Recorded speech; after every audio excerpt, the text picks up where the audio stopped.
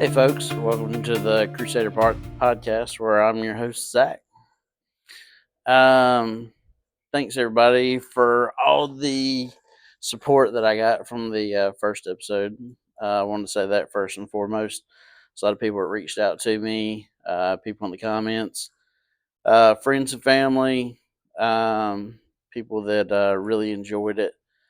Um, so I greatly appreciate all the comments that that I got from it. So thank you guys for that. Um, I realized afterwards, after rewatching it a couple times, because you don't normally notice it uh, during it or even during editing. Um, when I played it back, I know there was a part where I'd mentioned about, I was on my second marriage and all that, and it like later on when I watched it back, it kind of sounded like that I wasn't back with that wife. But yes, we got back together. So um, when I realized that, I kind of laughed about it. And, my wife's like, "Well, I hope you fixed that." I was like, "No, I'll explain it next time." But we're back together and uh, have been for many years. It was just temporary separation, but yeah, we've been back together and been going great. So, uh, but thank you to everybody that have been supportive about this. It's not going to be perfect. I'll just go ahead and let y'all know that this thing is not going to be perfect. I'm going to make mistakes, but it'll be okay. So I did want to kind of clear that up. Something else that I wanted to clear up. So I got a little pushback about this, about the like dressing up for church thing that I had talked about in the first um, episode. And the point, I know sometimes it's hard to see the forest for the trees, but I was actually trying to make a point, not put people down for dressing up. If you want to dress up, by all means, please do. Um, I have no problem with that at all. I don't personally, for the reasons that I said in the first episode. But the bigger point that I was trying to make was about people that dress up just to be seen, not the people that are truly, and as I've heard others put it, dressing up for God, um, which, I think is a great thing, if that's how you feel about it. Um, but the people that dress up for just being seen, that's specifically what I was talking about. Uh, what I was talking about there. So, it wasn't to demean anyone or put anyone down. It was just um, I was making a point and didn't realize that that could come off as condescending towards others. So I apologize if it sounded that way. Now, after clearing up all that, and hopefully I have, and you know, again, if there's any more questions, anything else you'd like to know, anything she wasn't quite sure about or you didn't agree with me about, please do reach out to me, put it in the comments, all that good stuff. Because you know, I definitely like to talk about things, and I don't mind coming back to discuss things that were discussed in the earlier episodes. So that doesn't bother me. I know, like some people, they'll just address it in the comments or face to face with someone. I don't mind. I will come back because um, I I don't mind it at all. Um, Honestly, this right here just being such a new thing. Like I said, I'm gonna make some mistakes. I'm gonna do some things wrong. I'm gonna do some things different than what a lot of people do with this. So um, I don't mind doing things a little different. So um, now that I've got all that out of the way, um, there was a few things that from the first episode that I wanted to go back and talk about a little bit. Not necessarily go back and talk about, but it was some things that I had kind of thought about that came together with where I was talking about the 12 step program and things of that nature. Again, let me clear up something else. If you have ever been to a point where you need to get in recovery and you didn't need a 12 step program, then am I saying that right? Then great, fantastic. I needed it. So I don't want to disparage anybody that just puts it down one day and um, goes in full bore, excuse me, into the Bible and into following God. So I don't want to disparage that at all. Just for me, and I know for a lot of folks. And again, I gave the last episode I gave the statistics behind it. So um, me, I wanted every opportunity possible to um, to change my life. So I, you know, it's I think it's kind of that addict mentality of anything you do, you don't do halfway. You know, or anything worth doing, you don't do half measure. You go full in on it. So um, yeah, but coming back to that though, was one of the things that recovery helped a lot with was um, there are some things in the step working process that you learn about when it comes to like prayer. And it's not one of the things I learned about was not just prayer, but also meditation. And I know some people say, oh my gosh, meditation, that's some of that, crazy stuff that the weird people that don't believe in God do. And that it's not that at all. Meditation for me, I always understood it as, or what I took from it, or how I put it together was prayer was asking for God's knowledge and will for you, and how to carry that out. And meditation was me sitting quietly listening for God's answer. So meditation isn't sitting in a corner with your legs crossed and, you know, trying to reach some, whatever. It was just being quiet and being patient and just listening for God to answer you. Um, and I don't just mean like in a way that some people may think is crazy, like you're listening for the voice of God to come down and tell you, oh, you should do it. No, it's God is going to direct your God is going to direct you and direct your hand in ways that it'll just kind of hit you and you go, okay.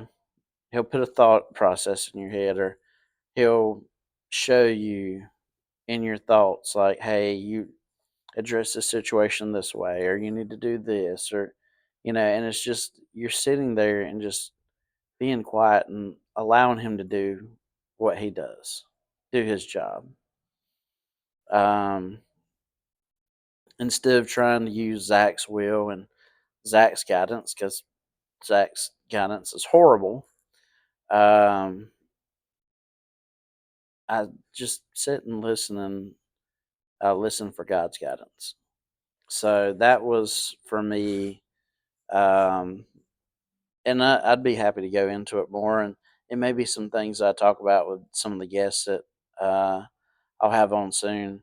We'll be digging in a little bit deeper into that prayer and meditation lifestyle, because I wish I had um, the I don't want to say self control.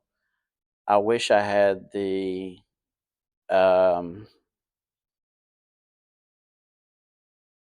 the ability to do prayer the way some other folks I know do prayer. Um, I try to. I'm not always great about prayer either. I can get kind of bad about it and neglect it for a while, and then when things start going crazy, or I'm panicking or stressing out or have anxiety about something, I go, I knew what the answer was all along. It was to pray and meditate. Yet for some odd reason, I thought it would be a good idea for Zach to try and figure it out by himself, which never really works out very well. Um, so I'll have my season of praying often, like often. And then I'll have my season where it's almost like an afterthought. Like I don't pray and meditate the way I should. And, I look to a lot of people that I know, that spend a majority of their time in prayer and meditation and even reading. And to me, I admire those people for having the ability to do it. Um,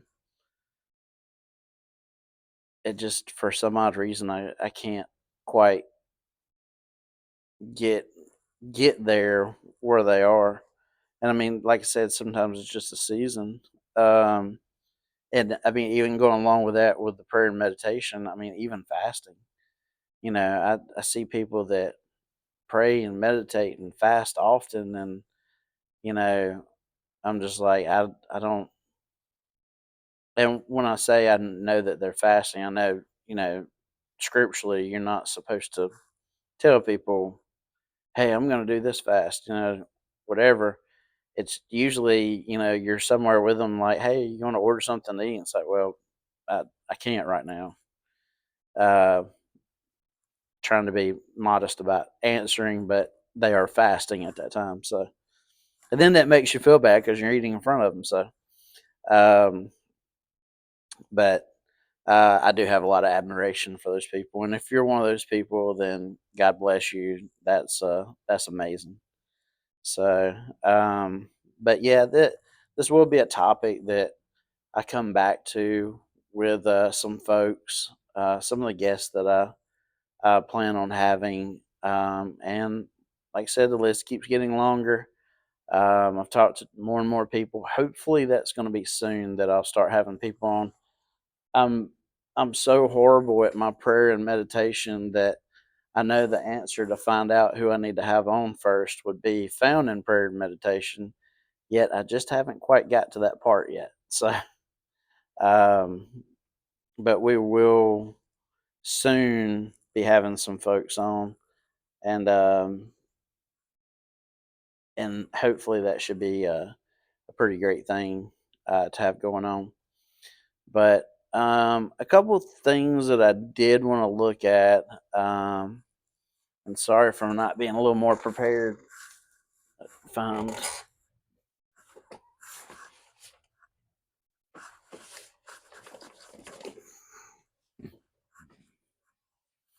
Grab my Bible out of here. Goes with me everywhere. But when I was talking about the dressing up thing, and I kind of wanted to go back into that a little bit, was there is um, a scripture about it, um, kind of in the context of that, but also in the context of, one of the things that a lot of people like to say that keeps them out of church is say, well, look at those hypocrites over there. Look at those hypocrites. Those people are blah, blah, blah, and about don't do this while they're doing this, and, all this stuff. And this group over here is gossiping about this group, and, all this, all this stuff. And, one of the things and, that I really picked up because it was something that I heard a lot. So, like my sponsor in the 12-step program, he used to say this all the time because you run in the same type of situation also in the recovery rooms that you see in churches with people gossiping about people and you know, these people talking about these people, and this person over here is doing something they shouldn't, blah, blah, blah, all this stuff. And something I kept hearing him say over and over again. And it's quickly become one of my favorite verses in the Bible, but it was in the Bible that I'm using, and I'll probably be using this most of the time, is the New American Standard Bible. It's the 2020 version. I'd recently got it, and I kind of got it because it's a thin, so it fits in my bag really well. But I do like this one. I've been trying out uh, new translations and things, and I, there's some translations I'm not a big fan of. If you are, fantastic. Most important thing is you're reading the Bible. Um, so that's a good start. But I would say it's a good thing to like kind of check out other versions, just to see how they differ. Some are thought for thought, some are word for word, some are a lot of opinion. I generally try and stay away from those. I do like this one because it's a little bit closer to original text. And when I say original text, I don't mean King James. I mean like what was written in the actual original text. It's a translation that um, is a little bit easier for me. I sometimes have a hard time understanding what it is that I'm reading when I read stuff. Sometimes a little bit easier for me to uh, hear things that I'm reading, just for me to pick it up. So it can be somewhat difficult. I mean, that a lot of times I'm reading, I've got the audio version of the Bible in a place I can access it really easy, so I can listen to it. So that does help me out a lot. So, and if you're one of those people that are digging into a King James version, you don't understand and you struggle to read things or understand what it is or understand context and things like that when you're reading. Um, it's fine if you stay with the King James. Just get you an audio version of the King James and listen to someone with a good voice, not like some kind of crazy weird voice or anything like that. Somebody with a good reading voice that can read it to you while you follow along in the Bible. It has helped me out a lot, and hopefully, if it's helped me out, it can also help you out. But that's something that has worked out really good for me. But this will probably, excuse me, this will probably be the one that I use the majority of the time. But where I'm at is Matthew chapter 7, verse 3 through 5. It says, "Why do you look at the speck that is in your brother's eye, but do not notice the log that is in your own eye? Or how can you say to your brother, 'Let me take the speck out of your eye,' and look, the log is in your own eye? You hypocrite! First take the log out of your own eye, and then you will see clearly to take the speck out of your brother's eye." And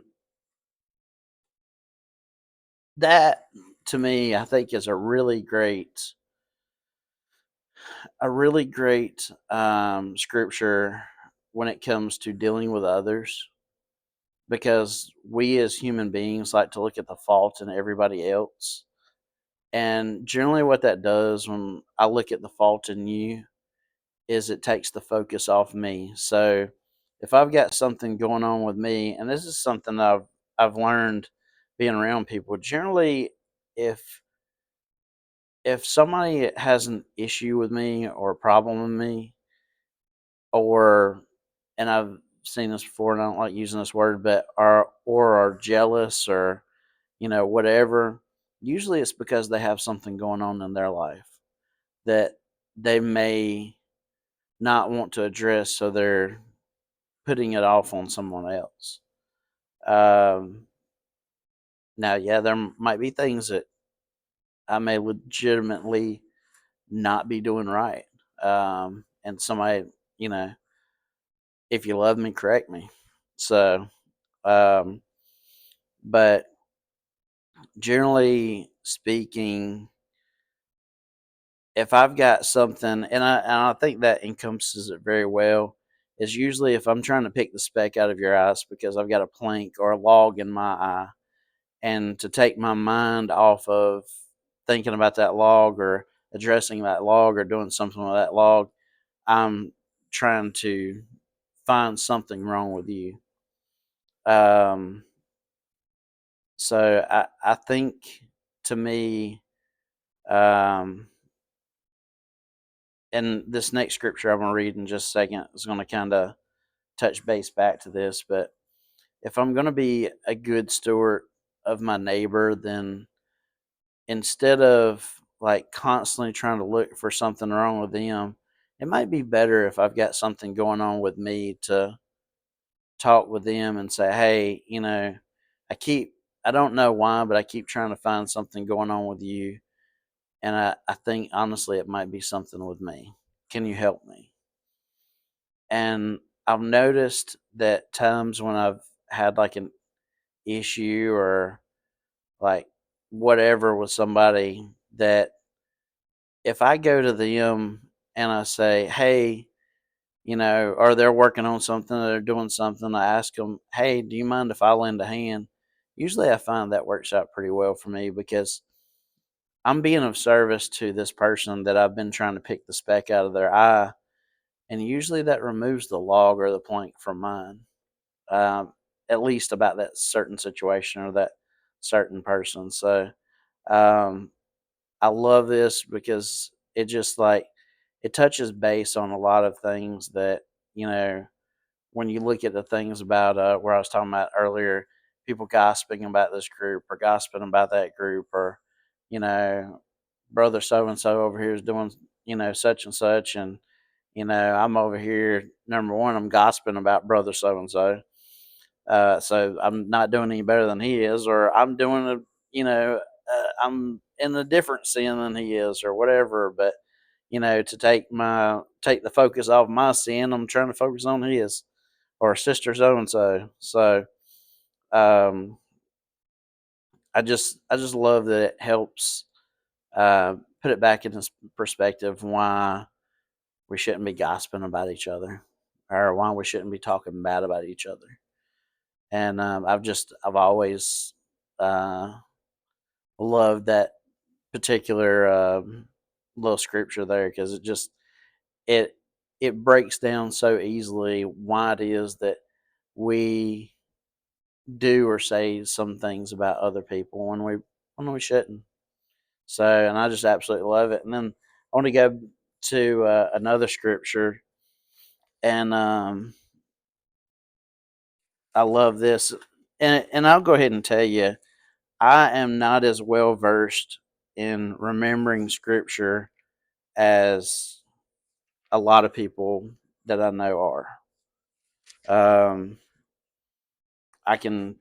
The funny thing is, a lot of times I can tell you a scripture. It might be word for word, also, and still have no idea where it's at. Even though I've read it like 5 million times. So my memory is not always the best. Um, but um, there, I know generally where to find them, or at least how to find them. So, but this one from Mark, which I'll touch back to what I was talking about in Matthew, but Mark chapter 12, verse 28 through 31. Let's see here, and this goes to where Jesus was talking with the Pharisees, and they were trying to trick him, essentially. Wait a minute. Okay, yeah, yeah, yeah. And they were trying to trick him, and basically giving him, like, saying, "Hey, if you are who you say you are, and um, could you tell us out of, the commandments, which one is the greatest? Which one is the one um, we absolutely shouldn't not follow? Which out of the commandments is the greatest?" And basically, this was so starting in verse 28. This is what he had said to Jesus. Said, one of the scribes came up and heard them arguing, and recognizing that he had answered them well. This was talking about Jesus while he was answering who he was to the Pharisees. Asked him, what commandment is the foremost of all? And then in the next part, Jesus answers.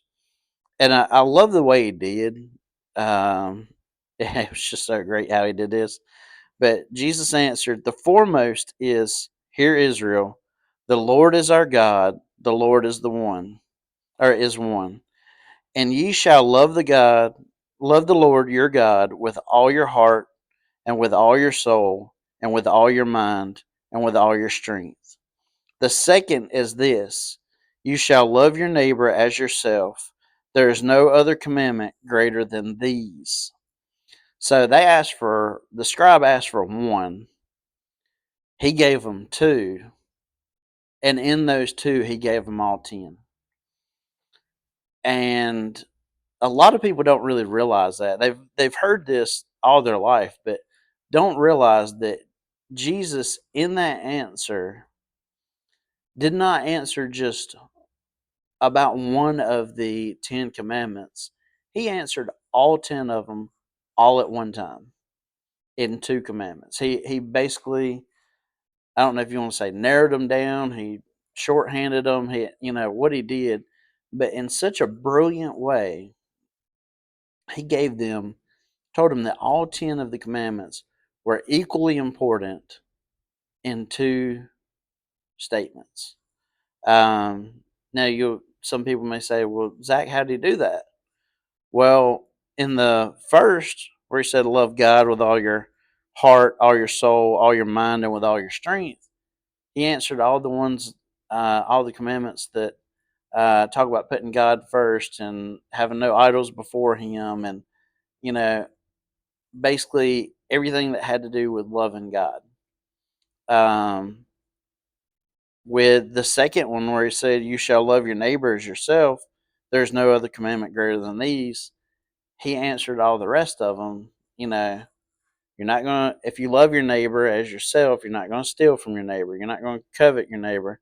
You're not going to commit adultery. You're not, all these things you're not going to do, being not a good steward to your neighbor, because you're going to love your neighbor as yourself. So, like, in such a brilliant fashion, Jesus answered all 10 commandments in such a brilliant fashion that the it just kind of blew the Pharisees away, because they were like, "Wow, we were trying to trick him, and he just gave such an elegant answer." Um, to me, I always thought that was kind of a cool thing, because that kind of sums up when you're looking and going back to Matthew chapter 7, where it talks about the plank and the speck. If you're loving your neighbor, if you're truly loving your neighbor as yourself, you're not going around looking for that speck in everybody's eye while you got a plank sticking out of yours. So if you ever wonder, how do I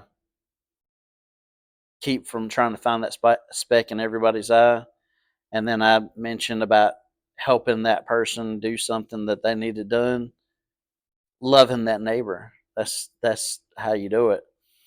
Um, so, and also, yeah, loving your neighbor. I mean, so when it goes back to the recovery portion of it, you know, at the very end of the steps, you turned your will and your life over to God. You were praying and meditating. You know, you've had a spiritual awakening. You're more in touch with God now. And you love God, and then you're also loving your neighbor, but because you're sharing things with them and being of service to your neighbor. You're being a good steward to your neighbor. You're being a good steward of the grace and mercy that God has given you by loving your neighbor um, and being of service to others. So that I really love those two scriptures. There's tons and tons and tons I'm gonna talk about here. Um, you know, later on down the road as it pertains to whatever the Lord puts on me to share with you guys. Because if I'm gonna be honest, like up until a couple of days ago, I was excited. I was like, oh boy, I can't wait until I film the next episode. I can't wait until it releases. Just see what people say, because I really want a lot of support out of this. Because I ultimately I don't care about any of the other stuff. I just want to be of service to others, um, which I believe is the reason why the Lord laid it on me to do this. It's because I want to be of service to others. I want to share with others. I want to be able to have those conversations with other people that might answer some questions or might be inspiring to others. Um, so, and I was like, and then I realized, oh no, what am I going to talk about? What in the world am I going to do? Because honestly, I never really pictured this podcast just being me in front of a camera. I I kind of seen it as it's going to be me in front of a camera with somebody else having a discussion or asking questions, or I mean maybe even a debate. I doubt that, but I mean there's a possibility. But that it would never be just me and the camera. Um, and then I realized, hey, you know, that prayer and meditation you were talking about, that I was talking about a few minutes ago, maybe I should get in that prayer and meditation and see what it is that the Lord wants me to talk about. And then, then I come out with these two scriptures, and then also address some things that were discussed in the last one, and touch on the thing that got me the information I need to talk about today. Because I'm gonna be honest, when I made the notes for what I was going to talk about this time, I was sitting there going, man, this is going to be really short. I'm 10, 15 minutes. I'm going to be done. And looks like I'm quite a bit over where I thought I was going to be. So I am very thankful for what I was given to be able to share with you guys tonight and or today. And I hope soon that I will have other people on so we can have those discussions, questions, things of that nature. Hopefully, that will be coming soon. And I look forward to doing this more. I foresee there's probably going to be other episodes where it's just going to be me and the camera and whatever it is that God laid on me to talk about at that moment. So I am by no means a preacher or a pastor or any of that. I am a follower of Christ and a person that wants to be a good steward to my neighbor and share the gospel of Jesus Christ with them in the best way I know how. And that's not always going to be a super easy thing, because it's not super easy for me. I've asked for guidance on how to do that from other people that have been doing that for a very long time, and they've given me pointers, and I'm very appreciative of that. And I look forward to having some of those folks on too. So thank you very much for joining me this episode. I greatly appreciate it. Greatly appreciate feedback. It does not bother me at all. Like I said, I had a little bit of feedback from the last episode. Thank you very much. I greatly appreciate it. I'm not going to be one of those people that gets upset or heartbroken or, been out of shape because somebody had a differing opinion or believed something different. or had some correction. You know, part of being humble is being willing to accept correction without throwing a big fit about it. So I greatly appreciate all the comments, all the support that anybody would like to give me. And I look forward to seeing you again soon. So thanks so much. Have a good night.